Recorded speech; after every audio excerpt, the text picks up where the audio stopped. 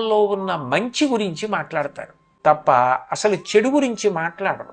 అసలు చెడు గురించి మాట్లాడడం అన్నది అలవాటు చేసుకున్నాం అనుకోండి, ఎవరి పేరెత్తినా వాళ్ళల్లో ఉన్న చెడు ముందు జ్ఞాపకానికి తెచ్చుకోవడం, ఆ చెడుని చూడడం, చెడు గురించి మాట్లాడడం, అవతల వాళ్ళని చెడ్డవాళ్ళడం అలవాటైపోతుంది.